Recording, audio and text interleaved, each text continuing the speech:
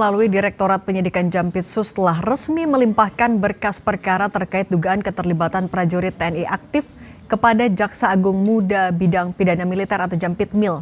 Pelimpahan ini dilakukan karena subjek penyidikan, yaitu Kolonel CPLBU, merupakan militer aktif yang menjabat sebagai Sekretaris Deputi Bidang Penyediaan dan Penyaluran BGN, sekaligus pejabat pembuat komitmen atau PPK. Sesuai aturan hukum, penanganan terhadap prajurit aktif wajib dijalankan melalui mekanisme peradilan koneksitas.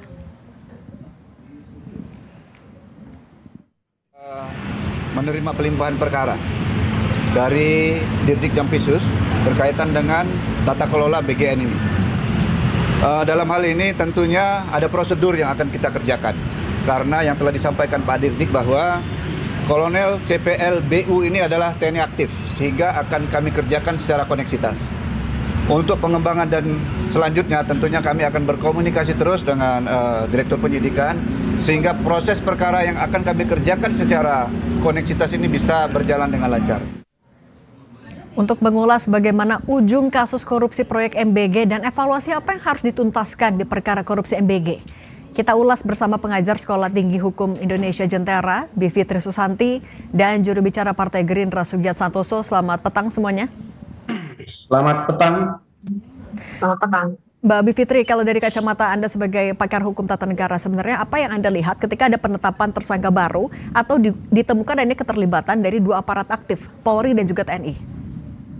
Pertama, ini sudah bisa kita duga ya, namanya tindak pidana korupsi tidak mungkin sendirian. Karena korupsi itu kan mencuri tapi pakai wewenang.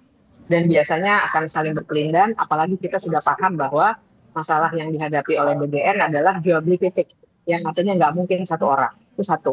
Tapi yang kedua juga, saya kira ini mengkonfirmasi kritik yang selama ini kita berikan terhadap sistem peradilan kita, di mana memang sama dengan kasus Andri Yunus, kalau pelakunya adalah TNI, maka harus diperiksanya oleh peradilan militer. Dan dalam hal ini menurut KUHAP kita, memang karena ada sipilnya, ada militernya, jelas dalam hal ini, maka peradilannya disebut dengan peradilan koneksitas. Nah, tapi buat saya ini menandakan ada masalah yang sangat akut dan sangat marah dalam desain program MBG kita, sehingga sudah membuka banyak sekali permasalahan, dan sampai sekarang ditetapkan lagi, dan saya kira ini akan terbuka luas, akan semakin banyak yang terungkap.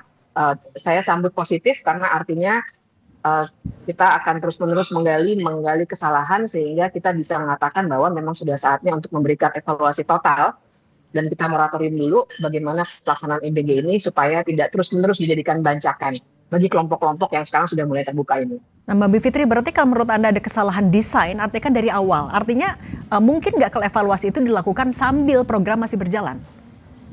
Menurut saya tidak mungkin, karena percayalah, selama tidak dihentikan terlebih dulu, maka apa yang saat ini sedang dibongkar, ini akan terus-menerus terjadi. Ya, jangan lupa bahwa yang dipermasalahkan mulai dari titik, kemudian tadi juga food tray om. Oke, kita nanti sambung lagi komunikasi dengan Mbak Bivitri, tampaknya ada gangguan komunikasi. Ternyata bermasalah. Oke, sebentar Mbak Bivitri, saya ke Pak Sugiat dulu kalau gitu. Pak Sugiat, tadi kalau kata Mbak Bivitri harus diberhentikan total dulu agar tidak ada kasus yang terus berlanjut. Kalau menurut Anda sebenarnya ketika instruksi evaluasi total itu disampaikan oleh Presiden Prabowo, termasuk menghentikan dulu atau enggak? Mungkin nggak itu dilakukan? Ya, yang pertama saya ingin menjelaskan dan menegaskan kembali bahwa ketika tadi disampaikan oleh pihak Kejaksaan Agung bahwa ada tersangka baru dari oknum aparat penegak hukum, katakanlah dari oknum kepolisian, bahkan ada dari oknum TNI, itu membuktikan bahwa pemerintahan Pak Prabowo itu tidak pandang bulu dalam konteks pemberantasan korupsi. Bahwa siapapun dia, apakah dia berasal dari institusi kepolisian, TNI, atau dari akademisi, atau dari pihak manapun, selama dia terindikasi terlibat dalam tindak pidana korupsi, maka itu harus dituntas. Itu pesan yang ingin disampaikan ke publik. Yang kedua, saya pikir tapi kita tidak boleh tidak adil juga mengatakan bahwa kalau oknum TNI, oknum kepolisian itu dijadikan sebagai pejabat publik di tingkat sipil seperti itu. Toh ketika kepala BGN-nya dipimpin oleh tokoh sipil, Pak Dadan itu kan sipil ya, bahkan dia guru besar, akademisi, terlibat juga dalam tindak pidana korupsi. Kita tidak bisa menggeneralisasi misalnya bahwa ya itulah kalau kepolisian. Itulah kalau TNI dikasih jabatan sipil, tidak seperti itu. Buat siapapun itu, kalau memang sistemnya tidak membangun sistem yang kehati-hatian dalam konteks pengolahan anggaran, apakah sipil, apakah akademisi, apakah TNI, bahkan seorang aktivis pun, kalau sistemnya bisa memberi celah terhadap tindak pidana korupsi, saya pikir mereka akan berpeluang melakukan itu. Yang kedua, saya pikir tadi pertanyaannya apakah ini dievaluasi atau dihentikan sementara. Ini program sebetulnya kan niatnya luhur kan. Ini hak rakyat, hak anak-anak Indonesia yang selama ini katakanlah kekurangan gizi, stunting, walaupun mungkin evaluasi nanti target dari penerimanya bisa dievaluasi. Oke Pak Sugiat, oke kalau misalnya niatnya emang baik seperti itu, tapi ketika kasus korupsi ini dibuka, awalnya adalah dari pucuk-pucuknya BGN, yang pemangku kebijakan di program prioritas itu, sampai yang terbaru aparat TNI Polri juga masih ada di lingkaran pucuk-pucuknya. Anda tidak merasa ini juga harus dievaluasi total, dihentikan dulu?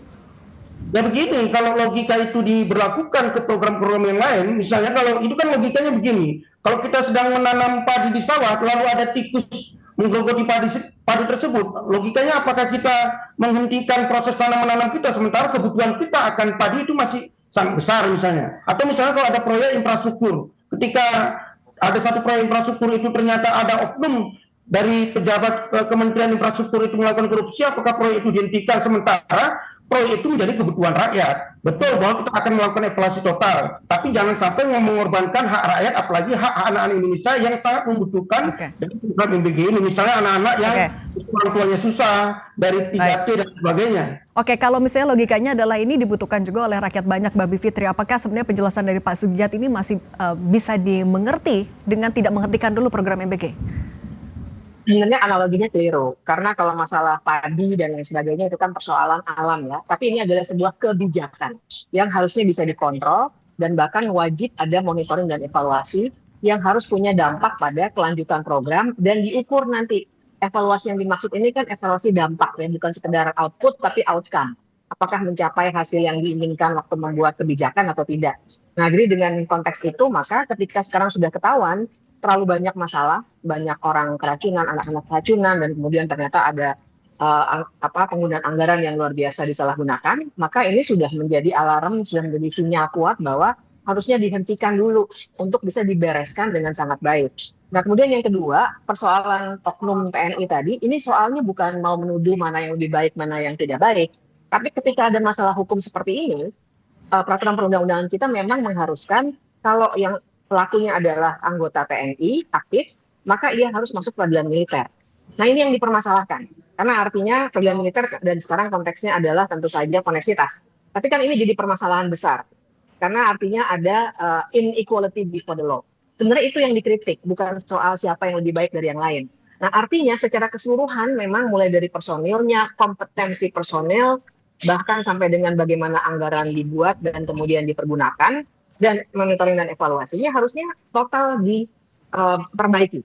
Nah, itu yang menyebabkan karena magnitudenya sangat besar, maka memang harus dimoratorium dulu, baru kemudian bisa dilakukan evaluasi yang menyeluruh. Kalau tidak, ini akan Oke. Pak Sugiat, penangkapan berturut-turut ini kan juga cakupan kasus korupsinya luas, dari motor listrik, jual beli titik SPPG, sampai ompreng juga jadi celah korupsi. Mbak Bivitri, sorry. Pak Sugiat, artinya dengan cakupan yang luas begitu dari Partai Gerindra, bagaimana Anda akan menutup celah-celah korupsi yang ternyata jadi celah dari pejabat bagiannya sendiri? Bagaimana Anda melakukan itu? Ya, kalau dalam konteks evaluasi, sesungguhnya kan pemerintahan Pak Prabowo dalam konteks pemberantasan korupsi di BGN ini sudah melakukan evaluasi sejak, bahkan ketika kasus ini belum masuk ke Kejaksaan Agung. Ini kan sebelum ditersangkakannya kepala BGN dan 2 wakil kepala BGN itu kan Pak Prabowo sudah mendapat informasi terkait dengan penyelewengan-penyelewengan dari penggunaan anggaran di proyek MBG ini. Lalu kemudian beliau memecat kepala BGN dan 2 wakil kepala BGN. Itu kan bagian dari proses evaluasi dan katakanlah melantik kepala BGN yang baru. Memang betul bahwa saya sepakat dengan apa yang disampaikan oleh Mbak Fitri Susanti bahwa harus ada evaluasi total dalam konteks sistem pengelolaan anggaran katakanlah, dan semuanya bisa kita evaluasi total. Tapi yang paling penting, ya proses ini harus tetap dijalankan, proses proyek ini kan. Karena kan ya sekali lagi bahwa tujuan dari MBG ini Mbak, katakanlah kalau yang keracunan itu mungkin bisa dilihat datanya berapa, dengan yang sudah menerima itu tidak mengalami dampak apapun, bahkan mungkin penambahan gizinya cukup positif. Misalnya terhadap anak-anak yang dari pelosok desa, anak-anak yang dari 3T kan. Kalau nanti ini dikatakanlah dievaluasi waktunya dihentikan dulu sampai batas waktu yang tidak ditentukan, saya pikir akan mengganggu program dari tujuan pemerintah untuk katakanlah memecahkan solusi stunting yang ada pada anak-anak kita di Indonesia. Oke.